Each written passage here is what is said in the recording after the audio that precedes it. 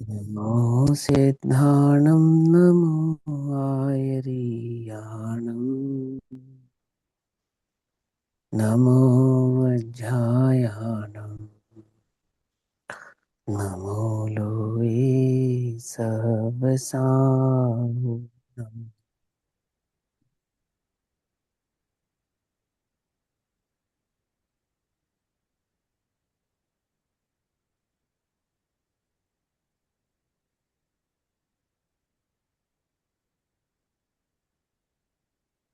मङ्गलं भगवान् वीरो मङ्गलं गौतमौगणी मङ्गलं कुन्दकुन्दार्द्यो जैनधर्मोऽस्तु मङ्गलम् सर्वमङ्गल्यमाङ्गल्यं सर्वकल्याणिकारकम् प्रधानां सर्वधर्माणां जैनं जयतु सनातनम्।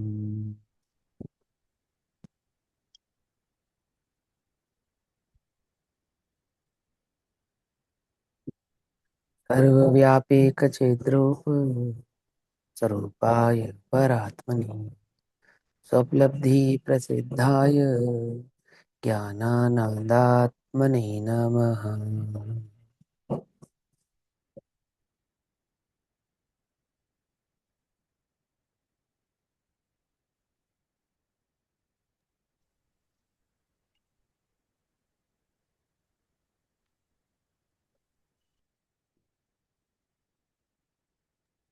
भाई एक छोटी सी जिज्ञासा है, इसी से संबंधित है। पूछूं? हाँ जी, हाँ जी, हाँ जी, जैसे बोलिए। हाँ, जैसे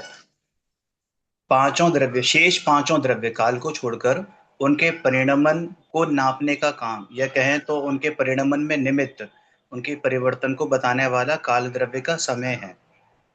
तो हम्म। काल द्रव्य में जो परिणमन होता है उसको कौन हम्म। बताएगा? स्वयं बताएगा उसका ना वो। खुद का समय बताएगा। देखो, देखो, सुनो सुनो। समस्त द्रव्यों को जानने का काम जीव द्रव्य का है, और जीव को जानने का काम किसका है? वो स्वयं जीव का ही है। ऐसे ही अन्य द्रव्यों के परिणमन का करता तो है नहीं वो। ये तो निमित्त नैमित्तिक की संबंध है। प्रत्येक द्रव्य के पास अपना स्वकाल है, लेकिन वो स्वकाल के भाव को काल नामक द्रव्य से हम पहचानते हैं, मतलब इंगित करते हैं, इंडिकेट करते हैं, डिफाइन करते हैं। ये सब डेफिनेशन है, वो उसको डिफाइन करने का तरीका है। मान के चलो मापने का पैमाना नहीं है हमारे पास तो 1 लीटर दूध कितना होगा? होगा तो 1 लीटर ही। हमारे पास मापने का पैमाना नहीं होने से उसकी क्वांटिटी में तो कोई अंतर नहीं आ जाने वाला। मापने का पैमाना तो सिर्फ हमारी सहूलियत के लिए है। ऐसे ही प्रत्येक जव द्रव्य का परिणमन तो अपने आधार से ही है, काल का अपने आधार से, अन्य द्रव्य का अपने आधार से है। अब जो काल द्रव्य अन्य द्रव्य के परिणमनों का आधार है मापने का, वो स्वयं का भी आधार है मापने का, क्योंकि मापने की शक्ति तो उसकी अपनी है ना। तो जिस काल की पर्याय से अन्य द्रव्यों की पर्याय को मापते हैं, उसी काल की पर्याय से वह काल द्रव्य स्वयं भी मापा जाता है। तो काल भी अनादि निधन सिद्ध होता है या नहीं होता है? होता है ना। एक बात। और जितना भी हम व्यवहार काल का पक्ष लेते हैं ना, व्यवहार काल जो जानते हैं, घड़ी घंटा आदि सब, तो ये काल नामक द्रव्य की व्यवहार जो है काल का ही अपना, उससे मापा जाता है। कि असंख्यात युक्तावलियां बनाती हैं, असंख्यात समय जुड़ते हैं तो एक युक्तावली बनती है। असंख्यात युक्तावली बनती है तो 1 मिनट सेकंड बनता है। ऐसे 60 सेकंड जुड़ते हैं तो 1 मिनट बनता है। तो ये जो समय को मापने का तरीका है, समय स्वयं ही है। स्वयं की समय नामक पर्यायों के युक्त यानी कि जोड़ने भाव से व्यवहार काल को मापा जाता है। अब ये काल ही तो माप रहे हैं हम। 1 मिनट में कितने सेकंड हुए, तो किसको मापा आपने? काल को ही मापा। और किससे मापा? काल से ही मापा। समझे बात? 1 मिनट काल है, और काल को किससे मापा? काल से ही मापा। तो ऐसा है। ठीक हो गया समाधान। चलो अब आगे चलें। अपने दोपहर कालीन स्वाध्याय का विषय चल रहा है श्री प्रवचन सारजी प्रमागम। श्री प्रवचन सारजी प्रमागम का स्वाध्याय हम सभी आचार्य अमृत चंद्र देव द्वारा रचित तत्व प्रदीपिका तथा आचार्य जयसेन देव द्वारा रचित तात्पर्य वृत्ति टीका के आधार से कर रहे हैं। भाव चल रहा है ज्ञेय तत्व प्रज्ञापन महाअधिकार, जिसके अंतर्गत आने वाला द्रव्य विशेष प्रज्ञापन अधिकार। द्रव्य विशेष प्रज्ञापन अधिकार में गाथा नंबर 142, काल द्रव्य के ऊर्ध्व प्रत्यय निरन्वय है, इसका खंडन करना है। अर्थात क्या सिद्ध करना है? कि वे अन्वय सहित है। ठीक है ना, ये सिद्ध करना है। अन्वय किसको कहते हैं? ध्रुव स्वभाव को अन्वय कहते हैं। ध्रुव स्वभाव कहाँ कहाँ घटित होता है? कि द्रव्य के त्रियक प्रत्ययों पे घटित होता है। और द्रव्य का त्रियक प्रत्यय क्या है? कि द्रव्य का त्रियक प्रत्यय द्रव्य के गुण है और द्रव्य का प्रादेशिक भाव है। पकड़ में बात, त्रियक प्रत्यय किस किस को कहते हैं? गुणों को और प्रादेशिक भावों को त्रियक प्रत्यय कहते हैं। पकड़ में बात। और जो त्रियक प्रत्यय है वो कैसा है? वो ध्रुव स्वभाव वाला है। ध्रुव स्वभाव का ही दूसरा नाम अन्वय है। तो यहाँ समझाना चाहते हैं, ये जो टीका है 141, 42, 43, 44 और 45, ये 5 जो गाथाएं हैं और इनकी जो टीकाएं हैं, इनका कार्य है ये यह बतलाने के लिए बतलाई गई हैं। आचार्य देव यह समझाना चाहते हैं इन गाथाओं में और इनकी टीकाओं के माध्यम से कि काल एक द्रव्य है। वो कोई एज्यूमनेस नहीं है कि हमने एज्यूम किया है उसको। एज्यूम समझते, सपोज कि हम आमुक द्रव्य के परिणमन को काल से डिफाइन कर रहे हैं, तो काल हमारा एज्यूम किया हुआ कोई वस्तु या तत्व है, ऐसा नहीं है।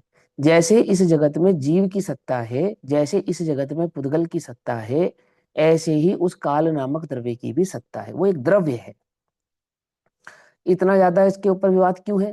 क्योंकि काल को पंचास्ती काय में काय भाव वाला नहीं माना गया है ना। अस्थि कायक भाव में कायक रूप नहीं माना गया। द्रव्य तो माना गया परंतु कायक नहीं माना गया। तो कायक नहीं मानने के कारण ही इस प्रकार का विवाद कुछ कुछ खड़ा हुआ है। कहाँ हुआ है? कि जैनाचार्यों के मान्यताओं में तो नहीं हुआ है, लेकिन जो उसको नहीं समझ पाए हैं उनकी मान्यता में इस प्रकार का विवाद खड़ा हुआ है। ठीक। तो ये जो विवाद खड़ा हुआ है, इसका क्या नाम है, समाधान करने के लिए 141 से लेकर 145 की नंबर की जो गाथाएं हैं प्रवचन सार की, वो सिद्धि करती हैं तर्क वितर्क आदि के माध्यम से कि काल एक द्रव्य है और उत्पाद व ध्रुव तभी संभव हो सकता है जब वस्तु अपने ध्रुव या द्रव्य भाव से जुड़ी हुई हो। क्लियर हो गई बात? अब आने वाली गाथाएं बस इसी भाव को समझाने के लिए है। और एक छोटी सी बात है, हमेशा दिमाग में या यूं कहो अपने ज्ञान में सेट करके रखो, द्रव्य गुण और पर्याय। तो द्रव्य में जो द्रव्यपना है, जो पहला नंबर का द्रव्य का, हालांकि वो द्रव्य क्षेत्र काल भाव से संपूर्ण वस्तु भाव वाला ही है। जब हम कहते हैं द्रव्य, तो द्रव्य कहते हैं तो उत्पाद व ध्रुव, इसकी युक्तता संयुक्तता का नाम द्रव्य है। फिर बोलता हूं, उत्पाद व ध्रुव इसकी संयुक्तता का नाम एक द्रव्य है। अब वो द्रव्य कैसा है? कि प्रादेशिक भाव है तो द्रव्य है, और प्रदेश नहीं है तो द्रव्य भी नहीं है। क्योंकि गुण कहाँ रहते हैं? वो प्रदेशों में रहते हैं, और गुणों के परिणमन को पर्याय कहते हैं। समझ में आई बात? तो प्रदेश, गुण और पर्याय, ये तीनों मिलते हैं तो क्या बनता है? एक द्रव्य बनता है। और फिर उस द्रव्य का स्वभाव क्या बनता है? कि उत्पाद व ध्रुव, ये वस्तु का स्वभाव बन जाता है। पकड़ में आई बात? और फिर वो स्वभाव कैसे समझा जाता है, मैंने उस वस्तु को मापा कैसे जाता है? तो द्रव्य क्षेत्र काल और भाव से उस द्रव्य को नापा जाता है। समझ में आ रही बात? नहीं समझ में आ रही? कोई वस्तु है, वो कितनी लंबी चौड़ी मोटी गहरी होगी, तो द्रव्य क्षेत्र काल भाव से नापेंगे। वो वस्तु का स्वभाव है तो उत्पाद व ध्रुव्य से समझाएंगे। और वह वस्तु है तो वस्तु है, पदार्थ है, तत्व है या द्रव्य है, वह वस्तु का स्वभाव भाव माने वो वस्तु है, उसकी सत्ता है। और वो सत्ता कैसे सिद्ध की जाती है? प्रादेशिक भावों से सिद्ध की जाती है। प्रदेश दैट मीन्स द्रव्य। समझ में? बात नहीं समझ में? है ना? अब ये सारा का सारा जो भाव है, ये आपको इन 4-5 गाथाओं में लगातार पढ़ने को मिलेगा। कुछ मुश्किल नहीं है, सरल है। बस थोड़े से तर्क वितर्क करने की जो शैली है वो थोड़ी न्यायिक है, इसलिए अपने को थोड़ा सा जटिल जान पड़ेगा, बट उतना है नहीं। देखो समझते हैं। अब गाथा नंबर 142, पेज नंबर 390। पहले मैं गाथा पाठ पढ़ता हूँ। उपादोपन्दसो विज्जति जदि जस्य एग सम्यहिमहि समयस्य सो विसमहो स्वभाव संवठितो हवदी। एक समय में ही यदि होते हैं उत्पत्ति और विनाश, समय मात्र के तो जानो, वह है स्वभाव में ध्रुव अविनाश। एक समय में उत्पत्ति और विनाश यदि तुम मानते हो, तो यह तो तुम्हें मानना ही पड़ेगा कि वो ध्रुव स्वभाव के बिना संभव नहीं है। बस इतनी सी बात वह कह रहे हैं। अब उसकी हम टीका पढ़ रहे हैं 391 नंबर के पेज पर। तो टीका सेकंड पैराग्राफ से, लास्ट पैराग्राफ जो चल रहा है ना, फर्स्ट सेकंड थर्ड पैराग्राफ से पढ़ लेते हैं, ताकि आपको विषय थोड़ा सा जुड़ा हुआ महसूस हो। ये पूरा ही पढ़ देता हूँ, कोई बात नहीं, सुनो। समय काल पदार्थ का वृत्यांश है। तो क्या मतलब है कि काल नामक एक द्रव्य है, काल नामक द्रव्य की जो पर्याय है, उस पर्याय का नाम समय है। तो एक समय को वृत्यांश ऐसा कहते हैं। आगे, उसमें अर्थात उस एक समय की पर्याय में, किसकी एक समय की पर्याय में? काल नामक द्रव्य की एक समय की पर्याय में। उस काल नामक द्रव्य की एक समय की पर्याय का नाम क्या है? वृत्यांश नाम है। वृत्ति का अंश, दैट मीन्स वृत्यांश। वृत्यांश नाम छह द्रव्यों की पर्याय को कहा जा सकता है, लेकिन इस टीका में काल द्रव्य की पर्याय को कह रहे हैं, क्योंकि काल द्रव्य की मुख्यता से ही टीका का अर्थ किया जा रहा है। किसी के भी अवश्य उत्पाद तथा विनाश संभवित है। ठीक, क्यों? क्योंकि परमाणु के अतिक्रमण के द्वारा समय रूपी वृत्यांश उत्पन्न होता है, इसलिए वह कारण पूर्वक है। और परमाणु के द्वारा एक आकाश प्रदेश का मंद गति से उल्लंघन करना कारण है, और उसे समय रूपी वृत्यांश का उस कारण का कार्य है। इसलिए उसमें किसी पदार्थ के उत्पाद तथा विनाश होते होने चाहिए। भैया, तो क्या कहता इस है पहला? पूरे पैराग्राफ के बोल। अंदर वृत्यांश का अर्थ हम पर्याय लगा सकते हैं क्या? हाँ, मैंने बोला दीदी ये बात, अभी तो बोला नहीं मैंने। नहीं बोला क्या है, नहीं कहा? पूरे पैराग्राफ में, पूरे ही, भाई मतलब जहां कहीं जहां तो वो, वृत्यांश आएगा वहां वहां पर्याय लिख सकते हैं ना। वो तो मुझे समझ में आ हाँ गया, लिख आपने बोला सकते हैं। वृत्ति का अंश बोला आपने। आपने बोला छह द्रव्य की पर्याय हाँ को हम वृत्यांश बोल सकते हैं, लेकिन यहाँ पे काल हाँ पदार्थ की पर्याय को हमने वृत्यांश के नाम से बोला, क्योंकि वो हाँ एक हाँ समय की पर्याय है। हाँ तो मतलब हाँ वृत्यांश को हम पूरे पैराग्राफ में क्योंकि नीचे भी आपने जब आया था ना वृत्यांश, वहां पे भी आपने हाँ पर्याय हाँ बोला था हर जगह। हाँ हाँ हाँ, कल ठीक है ना, आपने तो पर्याय वृत्यांश बोल का सकते अर्थ, हो ना। आपने प्रवृत्ति का भी अंश ऐसे कुछ सब बोल रहे थे, वो भी तो बताया था, मुझे प्रवृत्ति का याद। अर्थ क्या होता है? वृत्ति प्रवृत्ति पर्याय को ही तो कहते हैं ना दीदी। क्यों कंफ्यूज हो रहे हो? है ना? ये ऐसा कंफ्यूजन से भरा हुआ क्वेश्चन तो होना ही नहीं चाहिए। ये तो बिल्कुल सरल बात है।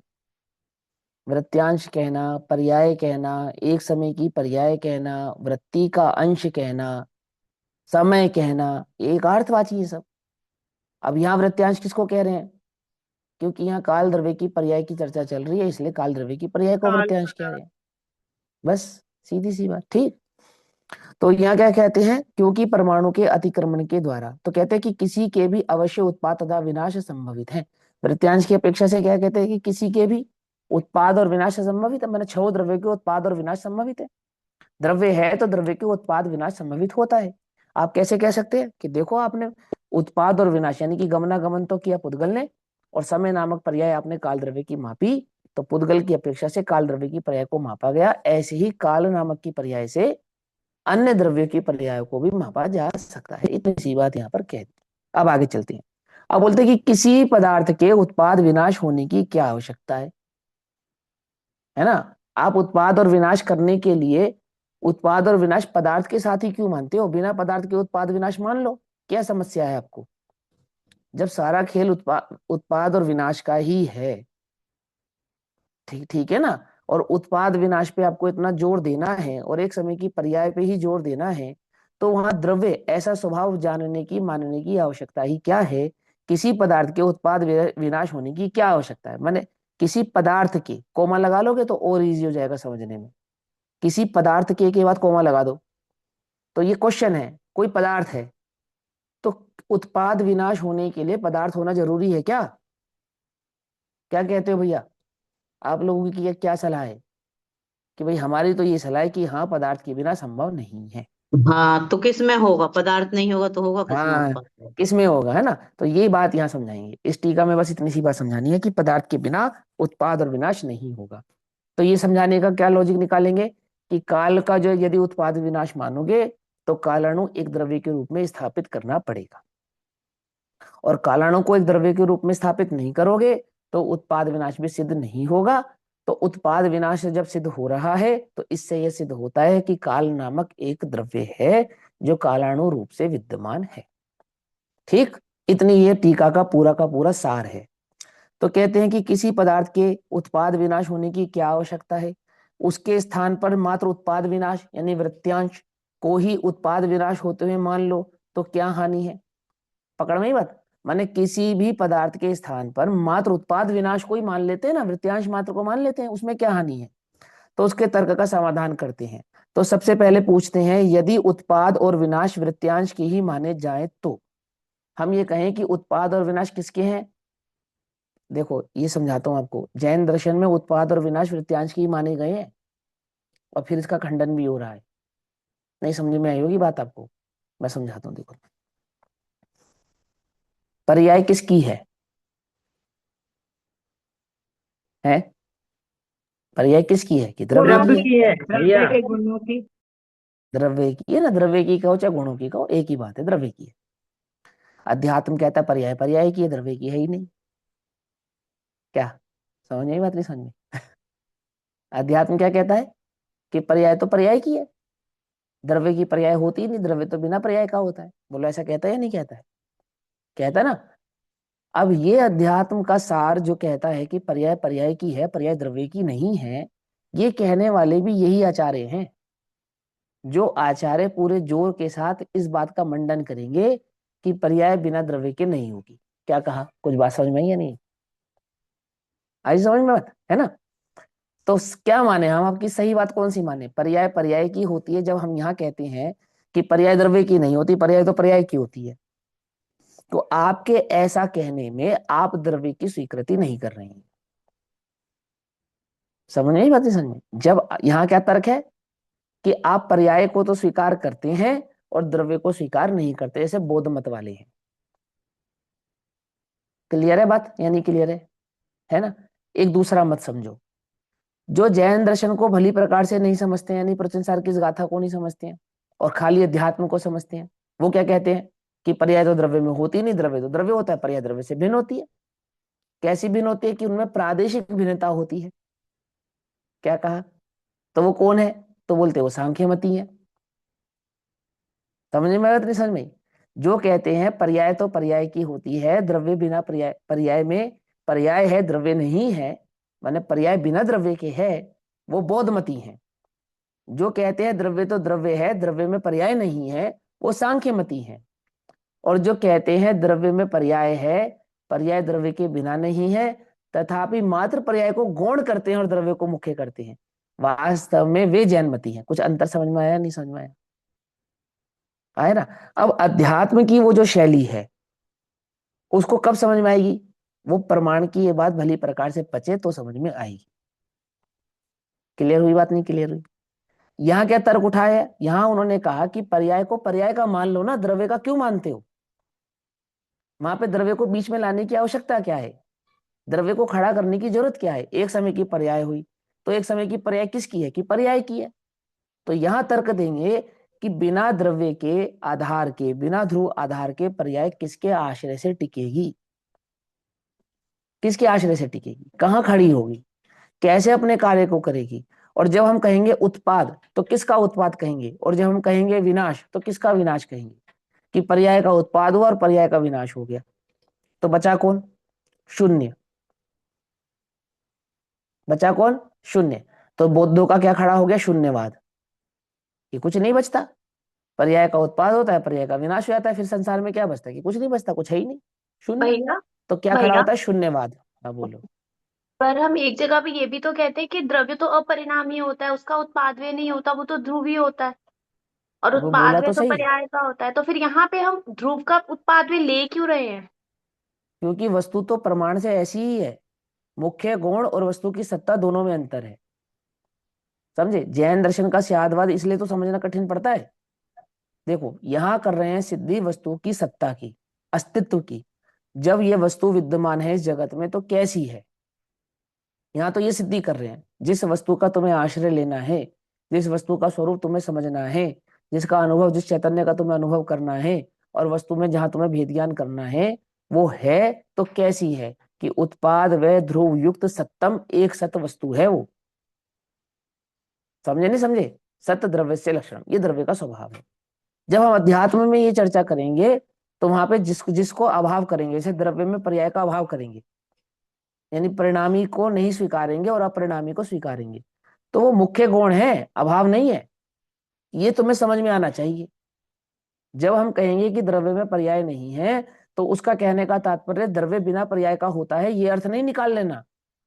उसका अर्थ सिर्फ इतना निकालना कि यहाँ पर्याय की ओर देखना नहीं है, पर्याय स्वभाव की ओर देखना नहीं है, पर्याय का लक्ष्य करना नहीं है। लक्ष्य तो एकमात्र अपने ध्रुव स्वभाव का ही करना है। ये जी बात तुम्हारे ज्ञान में भली प्रकार से रहनी चाहिए। यदि तुम पर्याय बिना का ही द्रव्य स्वीकार करोगे तो तुम सांख्य मती हो, और यदि तुम पर्याय बिना द्रव्य की स्वीकार करोगे तो तुम बौद्ध मती हो, और तुम द्रव्य पर्याय, द्रव्य गुण पर्याय के स्वरूप को जानकर पर्याय को गौण करोगे तो तुम जैन मती बनोगे।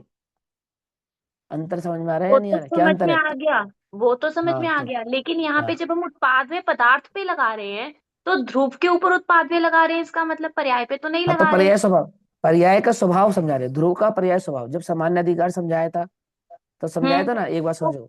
फिर आगे जब पर्यायों लिखा की, कि वृत्यांश को ही उत्पाद विनाश होते हुए मान ले, तो वृत्यांश तो पर्याय ही है ना यहाँ पे। हाँ तो वो किन के प्रदेशों में होगी? पर्याय के प्रदेश किसके प्रदेशों में होगी पर्याय? ध्रुव के प्रदेश।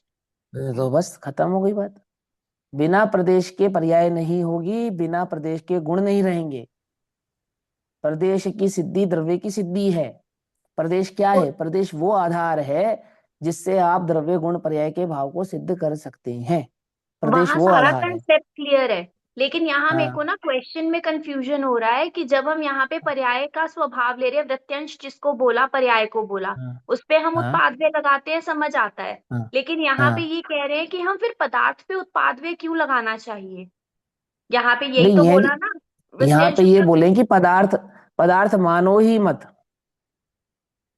द्रव्य अच्छा। मानो ही मत। क्योंकि उन्हें सिद्ध करना है काल नामक जो द्रव्य है वो कोई द्रव्य है ही नहीं, बस उसकी वृत्ति वृत्ति मात्र है। समझे? जो ठीक है। सवाल करने वाला व्यक्ति है, जो सवाल उठाया जा रहा है, वो सवाल इस पक्ष से उठा रहा है कि पर्याय पर्याय तो है और द्रव्य जैसी कोई चीज नहीं है। इसलिए वो उत्पाद वे को द्रव्य पे घटित करके दिखा रहे हैं। द्रव्य पे घटित कहाँ, हाँ इसलिए घटित करके बतलाएंगे कि द्रव्य के बिना नहीं होगा। हम्म। ठीक है। ठीक है। हाँ हाँ। एक देखो, प्रमाण का द्रव्य है, एक दृष्टि का विषय है, ये दो हाँ एक बातें हैं। दृष्टि का विषय। हाँ हाँ हाँ। लेकिन वहां प्रमाण और दृष्टि के विषय में कंफ्यूज नहीं है दीदी का, प्रश्न ही तीसरा है। ठीक है ना, वो प्रश्न ही तीसरा है। देखो यहाँ कहते हैं, पहले यहाँ का प्रश्न समझ लो, बात आसान है, सरल में समझ, सरलता से समझ में आ जाएगा। ठीक, देखो, किसी पदार्थ की, किसी पदार्थ की मतलब किसी भी पदार्थ की, पदार्थ मानते हो? पदार्थ माने सत्ता, पदार्थ माने द्रव्य, कोई सत्ता है। तो किसी भी सत्ता के उत्पाद विनाश होने की क्या आवश्यकता है? मतलब कि जब तुम सत्ता मानते हो, सत्ता में उत्पाद विनाश को भी स्वीकार करते हो। तो पदार्थ मानते हो, तो पदार्थ में उत्पाद विनाश होने की आवश्यकता क्या है? यदि तुम्हारा उत्पाद विनाश पे इतना जोर है, समय की बात पे इतना जोर है, एक समय के वृत्यांश पर तुम्हारा इतना जोर है, तो तुम पदार्थ को हटाओ, खत्म करो पदार्थ की बात, खाली वृत्यांश ही कह देते हैं। क्यों? क्योंकि वस्तु वृत्यांश के बिना तो वो लक्षित ही नहीं हो सकती ना। माने किसी द्रव्य में से पर्याय हटा दो, ज्ञान नामक गुण की ज्ञान नामक पर्याय को गौण कर देते हैं, तो कोई जगत में नहीं पहचान पाएगा कि ये ज्ञान नामक गुण या ज्ञान नामक द्रव्य है, कोई नहीं पहचान पाएगा। पर्याय प्रकट होती हैं तो द्रव्य की पहचान होती है। क्या कहा? आप सिद्धों को सिद्ध कब कहते हो? जब अनंत दर्शन ज्ञान सुख विदे की पर्याय प्रकट होती है तब कहते हो। तो अनंत दर्शन ज्ञान सुख विदे की पर्याय को ही द्रव्य मान लेते हैं हम, पर्याय ही द्रव्य है, अलग से द्रव्य कुछ नहीं है, ऐसा मान लेते हैं। क्योंकि जब वो प्रकट होती है तब उसी से लक्षित होता है। आ रही है बात समझ में? उसके पीछे का पूरा भाव, पूरा कॉन्सेप्ट समझो, उसकी पूरी साइकोलॉजी समझो कि वो किस साइकोलॉजी से ये बात को कह रहे हैं। ठीक, और अन्य लोग भी समझो। देखो सुनो, एक ना वक्ता के स्वरूप में ऐसा एक स्वरूप होता है वक्ता का कि जब कोई प्रश्न करे, बहु प्रश्न करे, तो बहुप्रश्न को सुनने, समझने और झेलने वाला होना चाहिए। अब बहुप्रश्न कौन करेगा? मान के चलो एक श्रोता कर रहा है, तो अन्य श्रोताओं का भी वो गुण है कि वो पेशेंस से उनके बहुप्रश्नों को सुने, समझे और प्रयास करें कि कहीं ये चूक हम तो नहीं कर रहे। समझ में आते समझ में? तो ये व्यर्थ का प्रश्न नहीं समझना, ये एक आप समझ लो कि ये तो प्रचंड सार जी का हृदय है। ये जो ज्ञान तत्व प्रज्ञापन अधिकार है ना, ये तत्व प्रज्ञापन अधिकार हृदय है ये। जिसने ये नहीं समझा उसे जैन दर्शन समझ में नहीं आएगा, पक्की बात एक। जितना उतला उतला तुमने पढ़ा है ना, उतना उतला उतला नहीं है वो, उसकी एक गहराई है, उसके पीछे एक लॉजिक है, एक साइकोलॉजी है। और अध्यात्म वो तो बिल्कुल भी पचने नहीं वाला। ये बात समझ में नहीं आई तो बिल्कुल पचने वाला नहीं है। ठीक, फिर समझते हैं। एक क्वेश्चन है, किसी पदार्थ के उत्पाद विनाश होने की क्या आवश्यकता है? उसके स्थान पर, किसके स्थान पर? उस पदार्थ के स्थान पर, वो जो द्रव्य है ना, उस द्रव्य के स्थान पर क्या करो? वृत्यांश माने पर्याय। किसी भी द्रव्य की वृत्ति को वृत्यांश कहते हैं, माने किसी भी द्रव्य के परिणमन का नाम पर्याय है। तो पर्याय का नाम यहाँ पे वृत्तांश, वृत्यांश है। तो उस पदार्थ के स्थान पर, स्थान पर इन सेंस कि पदार्थ को तो स्वीकार मत करो, खत्म कर दो, उसका तो कॉन्सेप्ट ही मिटा डालो। और जो वृत्यांश है यानी कि जो पर्याय है, तो उस वृत्यांश को ही उत्पाद विनाश होते हुए मान लें तो क्या हानि है? आप उत्पाद विनाश तो मानते ही हो, लेकिन आप ये कहते हो, जैन दर्शन ये कहता है कि उत्पाद विनाश द्रव्य के बिना संभव नहीं है। और अगर हम ये कहें कि आप द्रव्य के बिना उत्पाद विनाश मान लो, तो उसमें आपको हानि क्या है, समस्या क्या आ रही है आपको, ये बतलाओ, है ना? तो इस तर्क का समाधान करते हैं। क्यों आया ये तर्क, खड़ा क्यों हुआ? क्योंकि एक बहुत बड़ा पक्ष इस मत में खड़ा है जो ये मानता है कि काल उत्पाद विनाश स्वरूप तो है, माने काल की उत्पत्ति होती है और काल का विनाश होता है, लेकिन काल अपने आप में कोई द्रव्य नहीं है। समझे? एक बहुत बड़ा मत इस बात के लिए स्वीकार करके खड़ा होता है।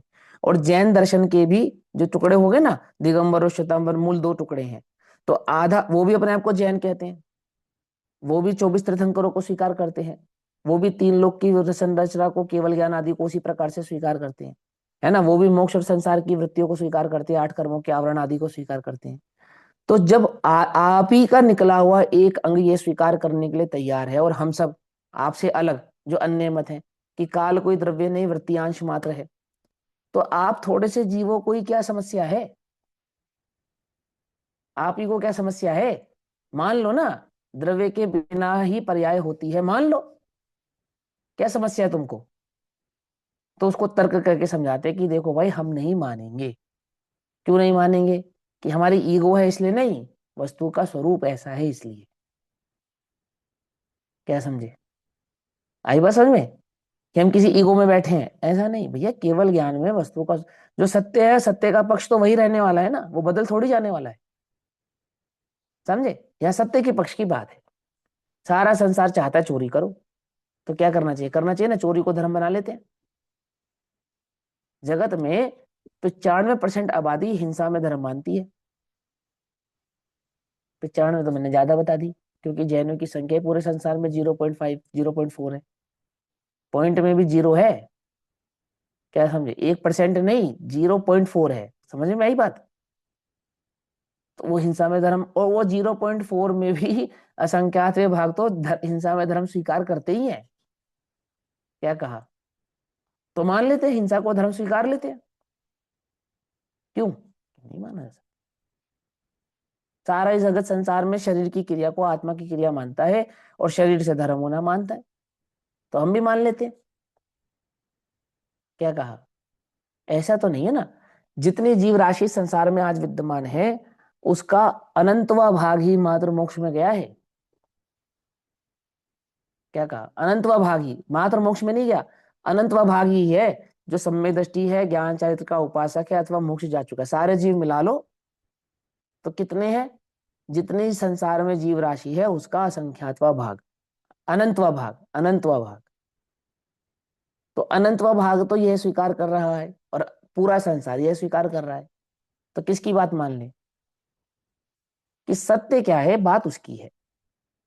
तो सत्य यह है कि कोई भी वस्तु जब जब जब भी हम उत्पाद व्यय की सिद्धि करेंगे, आप वृत्यांश को तो स्वीकार कर रहे हो ना, जो बड़ा पक्ष है वो वृत्यांश को तो स्वीकार कर रहा है ना।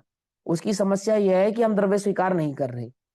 तब जैन दर्शन तर्क करता है कि भाई द्रव्य तो स्वीकार ना करे और वृत्यांश तो स्वीकार करे, तो वो वृत्यांश जब होगा यानी वो जो पर्याय होगी वो बिना द्रव्य के कैसे हो सकती है, कैसे संभव है, ये तू जरा हमको समझाओ। ठीक, आ गई बात, क्लियर हो गई है ना। क्योंकि हम भी कहेंगे द्रव्य बिना पर्याय का होता है, पर्याय बिना द्रव्य की होती है, पर्याय पर्याय में होती है, द्रव्य द्रव्य में रहता है। एक जगह तो हम भी कहेंगे ना कि पर्याय पर्याय के आधार से होती है, द्रव्य के आधार से नहीं होती, है ना। तो उनका पक्ष तो भारी हो जाएगा उस समय कि देखो तुमने वहां समय सार में ऐसा कहा, दृष्टि के विषय में तुमने स्वयं ऐसा स्वीकार किया कि पर्याय पर्याय के आधार से होती है, द्रव्य के आधार से नहीं होती है। तो भाई वहां द्रव्य की सत्ता को तो स्वीकार किया, पर्याय की सत्ता को तो स्वीकार किया, तू तो सत्ता ही स्वीकार करने तैयार नहीं है। समझ में आई बात, नहीं समझी? तो मुख्य गुण की शैली तुझे समझ में क्यों नहीं आई? क्योंकि तूने द्रव्य के सत्य भाव को यानी सत्ता के स्वरूप को भली प्रकार से सीखा समझा नहीं। ठीक, तो देखो अब उन्होंने प्रश्न आपको हो गया, तर्क समाधान, तर्क समझ में आ गया कि वृत्यांश मान लो, द्रव्य मत मानो। मैंने कल उदाहरण दिया था ना कि आप ऐसा मान लो कि ये पदार्थ तो कूटस्थ है, ये पेंसिल, और समय की वृत्ति घूम रही है, बस समय बीत रहा है, और समय के बीतने से ही हमने इसको मान लिया कि पुराना हो गया। तो ये पुराना समय के कारण नहीं होगा, ये अपनी वृत्ति से होगा। समझना ध्यान से, इसमें जो पुराने पने की वृत्ति होगी वो वृत्ति कोई अन्य की वृत्ति से नहीं होगी, इसकी स्वयं की वृत्ति है जो इसे पुराना करेगी, ना कि समय। ऐसे ही जो समय है वो स्वयं वृत्ति है, तो उसका वृत्तिमान भी होना चाहिए। जैसे इसकी वृत्ति में ये पेंसिल स्वयं वृत्तिमान है, ऐसे समय के परिणमन में कालाणु वृत्तिमान होना चाहिए। उदाहरण देता ना, कल समझाया था आपको, है ना। तो ध्यान से समझना, हो सकता है एक दिन और लग जाए इस टीका को समझने में, वैसे मैं कोशिश करूंगा ना लगे, घबराना नहीं, है ना। पर अच्छे से समझ में आनी तुमको चाहिए। आगे क्या कहते हैं देखो, यदि अब हम आपकी बात मान लेते हैं, और क्या मान लेते हैं कि द्रव्य को तो हटा देते हैं, साइड कर देते हैं, आपके पक्ष को आगे ले आते हैं, मुख्य कर लेते हैं। पर्याय पर्याय मात्र है, वृत्यांश मात्र है और द्रव्य नहीं। तो हमारा आपसे दो दो सवाल हैं हमारे आपसे। पहला सवाल यह है, यदि उत्पाद और विनाश वृत्यांश के ही माने जाएं तो प्रश्न होता है कि माने पर्याय पर्याय की ही होती है, द्रव्य जैसी कोई चीज नहीं होती है, द्रव्य की पर्याय नहीं होती है, ऐसा हम आपकी बात को मान लेते हैं, यानी वृत्यांश वृत्यांश में ही है और जो कुछ है वो वृत्यांश ही है, द्रव्य जैसा कुछ नहीं है, ऐसा हम मान लेते हैं। तो हमारे दो सवाल हैं आपसे, हमारा उनका भी आप समाधान कर दो। तो पहला सवाल हमारा यह है कि उत्पाद और विनाश युगपद है। ये पहला सवाल है कि आप जो वृत्यांश मानते हो, वृत्यांश किसको कहते हैं? उत्पाद और व्यय को वृत्यांश कहते हैं, पर्याय को उत्पाद व्यय कहते हैं ना, उत्पाद। तो ये जो उत्पाद व्यय होते हैं ये एक ही साथ होते हैं, या पहले उत्पाद फिर व्यय, फिर उत्पाद फिर व्यय, ऐसे होते हैं? पहला सवाल तो हमारा ये है। और दूसरा कि क्रमशः होते हैं। बस सीधी सी बात है, एक ही सवाल है मूल तो हमारा, उत्पाद है तो वो युगपद है या क्रमशः है, सिंपल सिंपल। अब आप ये कहो कि युगपद है यानी एक ही साथ होते हैं, तो हम पढ़ रहे हैं 142 नंबर की गाथा, 141 नंबर की गाथा तक तो हम ये बात तुम्हें सिद्ध कर चुके हैं, और तुम भी इस बात को स्वीकार कर चुके हो क्या, कि प्रदेश किसको कहेंगे जिसके दो टुकड़े ना हो सके, और समय किसको कहेंगे जिससे छोटा काल ना हो सके।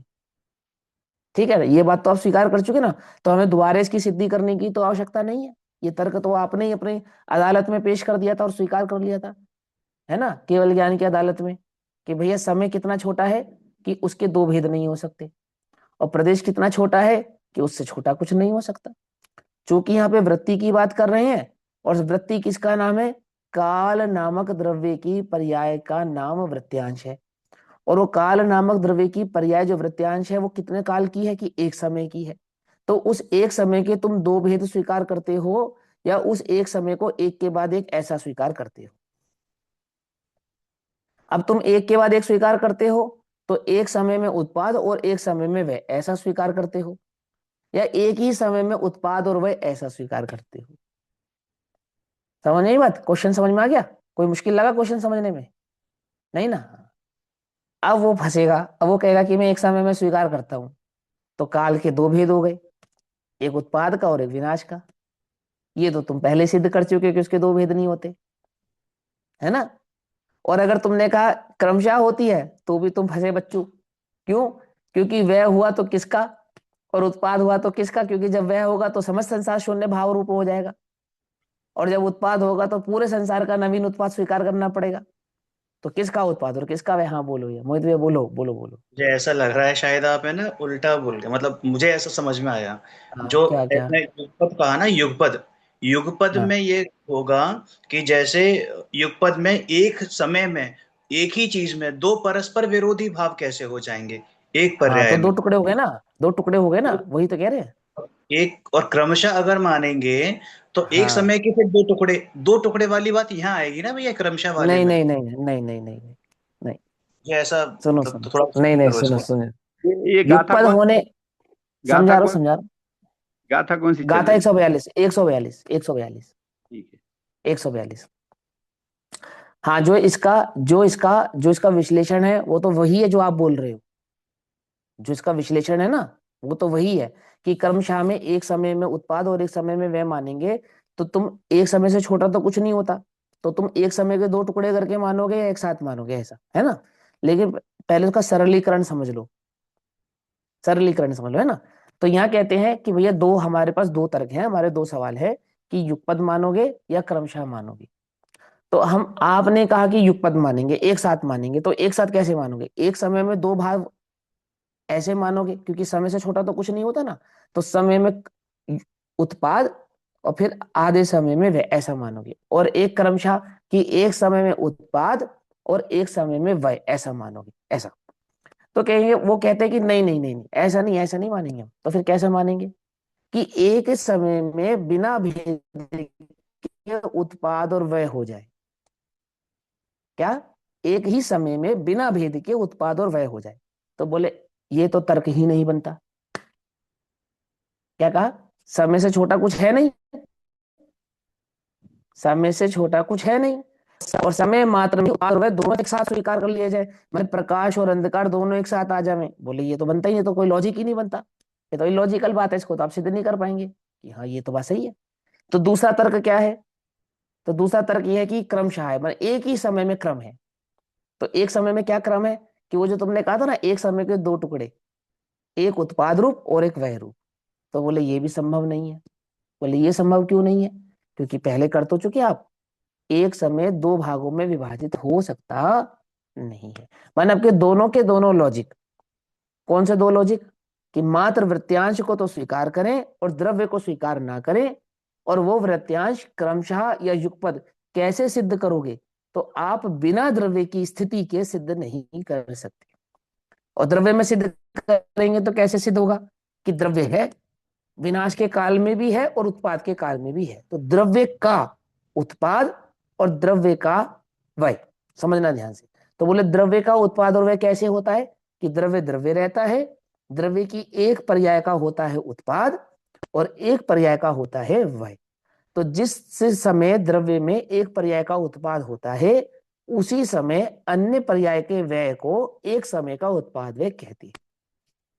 इसका विश्लेषण आचार्य जयसेन देव करेंगे। कैसे करेंगे समझो। बोले ये एक उंगली है, अब ये सीधी है ना? बोले हाँ। अब ये टेढ़ी हुई, तो सीधी हुई और टेढ़ी हुई, ये एक समय में हुई या दो समय में हुई? एक ही काल में टेढ़ा होना और सीधा रहना। तो सीधे से टेढ़ी हुई, तो सीधे का तो हुआ वय और टेढ़े पने का हुआ उत्पाद। तो सीधे पने के अभाव का नाम टेढ़े पने में नहीं है ना, अभाव हुआ ना सीधे पने का। तो इसी काल में उत्पाद और वय एक काल में घटित हो गए। अब आचार्य जयसेन देव कहते हैं इस उंगली को गायब कर दो आप, अब टेढ़ा करके बतलाओ। उंगली को गायब कर दो माने कोई पदार्थ ही मत लो, और टेढ़े और सीधे पे घटित करके बतलाओ, तो घटित कर सकते हो? कोई पदार्थ नहीं लेना आपने, सिर्फ टेढ़ा और सीधा घटित करना है। नहीं हो सकता ना। तो कह रहे कि वृत्ति तभी घटित होगी जब द्रव्य होगा, द्रव्य नहीं होगा तो वृत्ति यानी पर्याय घटित नहीं हो सकती। पकड़ में ही बात, नहीं पकड़ में? ना अनंत गुणों की सिद्धि होगी, ना अनंत गुणों को धारण करने वाले द्रव्य की सिद्धि होगी, और ना ही उस पर्याय की स्वयं की सिद्धि होगी। तो शून्य के सिवा और कुछ नहीं है। तो माने आपका ये कहना बिल्कुल व्यर्थ ही है। क्लियर कट हो गई बात? अब देखो यहाँ क्या कहते हैं, यहाँ कहते हैं प्रश्न होता है कि वे उत्पाद तथा विनाश युगपद हैं, माने एक ही समय में उत्पाद और विनाश एक साथ होना, या क्रमशः है यानी एक समय में दो भेद से होना, आधा उत्पाद आधा व्यय, ऐसा होना। अपने जैन दर्शन में ही जब हम न्याय आदि के ग्रंथों को पढ़ते पढ़ाते हैं, हम भी कई बार गड़बड़ कर देते हैं। और अन्य की छोड़ो, मैं अपनी बतला देता हूं, मैं गड़बड़ कर सकता हूं, कर चुका हूंगा, नहीं समझता तो गड़बड़ कर देता। क्या गड़बड़ कर देता? कि एक समय में षट गुणी हानि वृद्धि, तो 6 गुणी हानि और 6 गुणी वृद्धि कैसे घटित करते?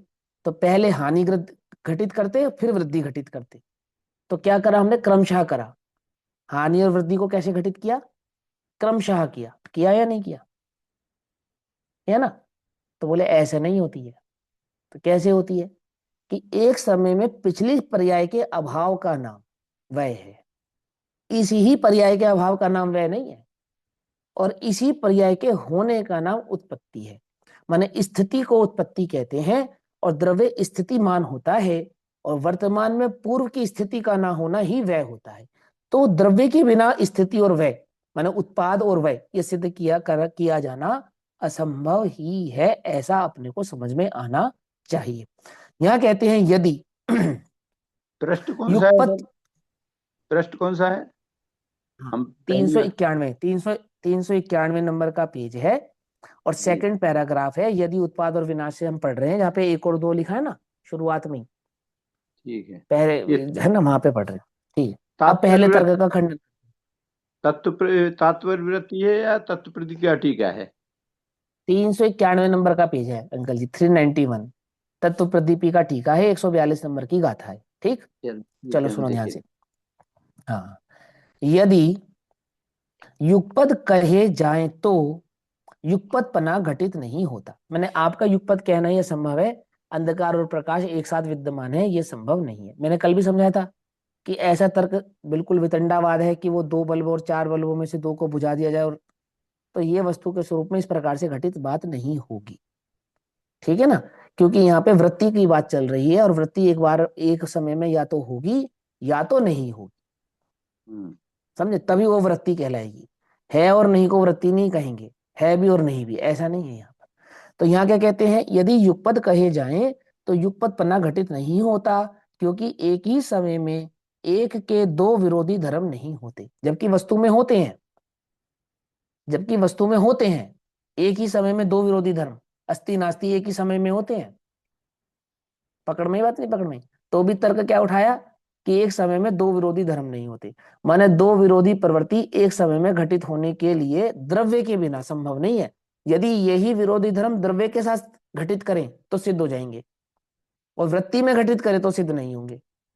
समझाऊं? देखो समझा देता हूं, आप लोगों के समझ में आ जाए तो ठीक है, और नहीं तो जिनकी समझ में आएगा जो सुनेंगे उनके लिए बढ़िया है?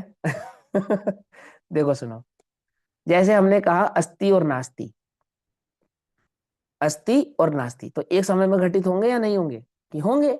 यदि द्रव्य से घटित करोगे तो होंगे, लेकिन द्रव्य को अभाव करके मात्र पर्याय पे घटित करोगे तो नहीं होंगे। आई बात समझ में? तो किसी को ये हो सकता है कि विरोधी धर्म तो एक समय में ही होते हैं, कि हाँ होते हैं ना, हम कब मना कर रहे हैं, लेकिन द्रव्य सापेक्ष होते हैं। द्रव्य की सापेक्षता से तो विरोधी धर्म एक समय में घटित होंगे, पर्याय सापेक्षता से घटित नहीं होंगे। माने द्रव्य को तो स्वीकारो मत, पर्याय मात्र को स्वीकार लो। और एक समय की पर्याय में दो विरोधी धर्म, तो एक समय बहुत की बढ़िया। पर्याय में दो विरोधी धर्म कैसे सिद्ध होंगे? समझो, ज्ञान है, जड़ नहीं है, तो दो द्रव्य होने चाहिए ना, एक ज्ञान रूपी द्रव्य और एक जड़ रूपी द्रव्य।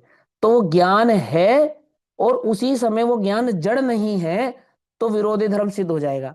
लेकिन एक समय की वृत्ति है, वही उत्पाद है और वही वह है, ये सिद्ध नहीं होगा। तो वह के लिए क्या सिद्ध करना पड़ेगा? कि पूर्व पर्याय का वह, पूर्व पूर्व पिछली पिछली की वैता को वर्तमान में सिद्ध करेंगे। तो इस प्रकार का युगपत तो सिद्ध संभव है। लेकिन इस ही पर्याय को उत्पाद कहा जाए और इस ही पर्याय को वह कह दिया जाए, ऐसा नहीं होता। आ गई बात समझ में? विरोधी धर्म कैसे सिद्ध होते हैं? द्रव्य में विरोधी धर्म कैसे सिद्ध होते हैं? कि ज्ञान नामक गुण है, उसकी ज्ञान नामक पर्याय है। तो ज्ञान नामक पर्याय उसी समय चारित्र नामक गुण की चारित्र नामक पर्याय नहीं है, दर्शन नामक गुण की दर्शन नामक पर्याय नहीं है। समझे? ये विरोधी धर्म सिद्ध हो गया। लेकिन और कुछ नहीं है, सिर्फ ज्ञान ही ज्ञान और कुछ नहीं है। तो यह ज्ञान है और यह ज्ञान नहीं है, ऐसा कैसे सिद्ध करोगे? बोलो भैया। नहीं सकता, हो ही नहीं सकता। ये तो सिद्ध नहीं हो सकता। ज्ञान है और ज्ञान जड़ नहीं है, यह तो सिद्ध हो सकता है। लेकिन ज्ञान है और ज्ञान नहीं है, यह सिद्ध नहीं हो सकता। आई बात समझ में? नहीं समझ में? ऐसे इन्होंने क्या कहा कि यदि तुम एक समय की पर्याय को, उस एक नामक समय की पर्याय को ही तो उत्पाद कहो और उसी उत्पाद को ही वह कह दो, तो ऐसे विरोधी धर्म सिद्ध नहीं होता है। विरोधी धर्म कैसे सिद्ध होता है? कि ये उत्पाद है, ये उत्पाद है और पूर्व पर्याय का इसमें अभाव है, तो ये वह है, तो सिद्ध होता है। पकड़ में ही बात? क्लियर हो रही है नहीं हो रही है कुछ पिक्चर? है ना? तो देखो यहां क्या कहते हैं, यदि युगपद कहा जाए तो युगपद कैसे कह रहे हो आप? उस एक समय की पर्याय को ही उत्पाद कह रहे हो और उस ही पर्याय को वह कह रहे हो। अब समझो हम ये गलती करते हैं या नहीं करते हैं? बोलो। बहुत सारे विद्वान ये गलती करते हैं कि उस एक समय की पर्याय को उत्पाद कहते हैं और उस एक ही समय की पर्याय को वह घटित करने की कोशिश करते हैं, पूर्व पर्याय का अंश नहीं लेते वहां पे। वही वह है, वही वह है। और हम पूछे कि वो ही वह कैसे हो सकती है, तो वो क्या कहते हैं कि वो बस वो केवल ज्ञान गम्य है, इतनी सूक्ष्म है, ऐसा इसका स्वरूप है। अरे भाई स्पष्ट करो कि वही पर्याय वह नहीं है, उसी पर्याय को वह कहते हैं। क्यों? क्योंकि पूर्व की पर्याय का वर्तमान की पर्याय में जो अभाव है, इसका नाम एक समय का उत्पाद वह है। पकड़ में आ रही है बात? नहीं पकड़ में आ रही? एक समय में उत्पाद वह कैसे घटित होता है? अरे समझ में आ रही है बात या नहीं समझ में आ रही? अब कोई बहुत ये कह दे, स्पष्ट भैया, बहुत अच्छे से, हाँ, बहुत अच्छा। एक ही समय को आपने उत्पाद कह दिया और उसी पर्याय को आपने वह कह दिया, तो आप इस ये तार्किक है ना, जो तर्क करा, इसके जैसे है, जो भी है ये मिथ्या दृष्टि। जैन दृष्टि नहीं है आपकी। ठीक। तो आचार्य यहाँ कहते हैं कि सुनो भाई, यदि युगपद कहा जाए तो युगपद पना घटित नहीं होता। क्यों घटित नहीं होता? क्योंकि एक ही समय में एक के दो विरोधी धर्म नहीं होते।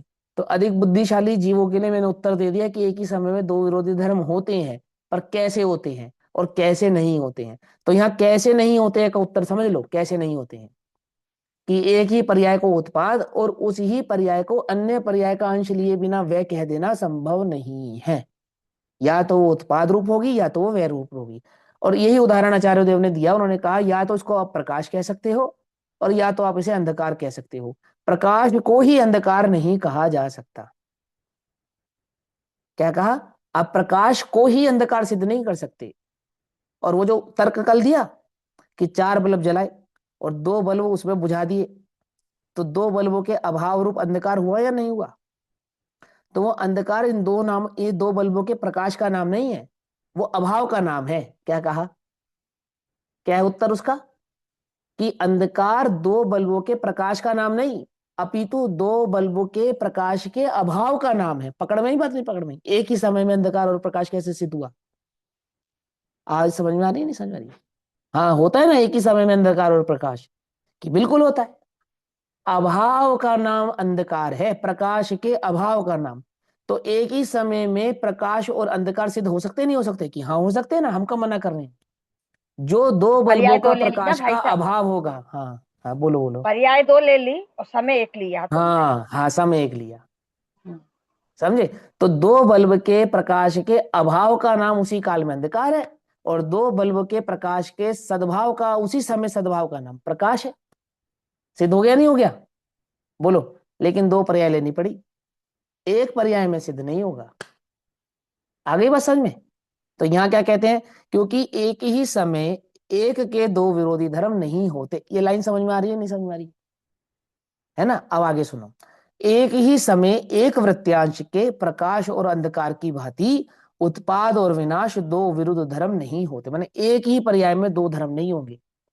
एक ही पर्याय में 2 धर्म कम संभव होंगे, जब दो पर्याय के धर्मों को एक पर्याय से इंगित, इंडिकेट, डिस्क्रिप्शन, डिस्क्राइब किया जाए तब।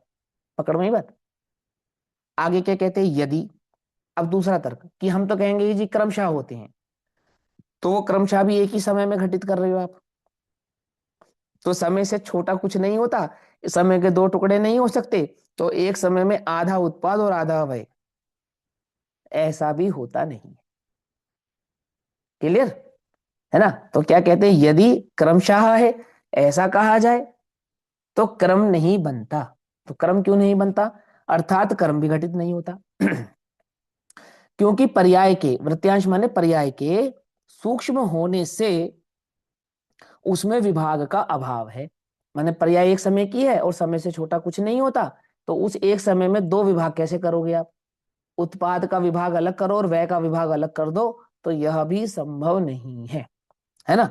इसलिए समय रूपी वृत्यांश के उत्पाद तथा विनाश होना अशक्य होने से, ठीक, मात्र पर्याय, एक समय की पर्याय मात्र के क्रमशः या युगपद उत्पाद व्यय असंभव होने से उस पर्याय को कोई धारण करने वाला वृत्तिमान होना चाहिए, तभी इस बात को हम सिद्ध कर सकते हैं कि एक समय में उत्पाद और व्यय हुआ है, होता है और होता रहेगा।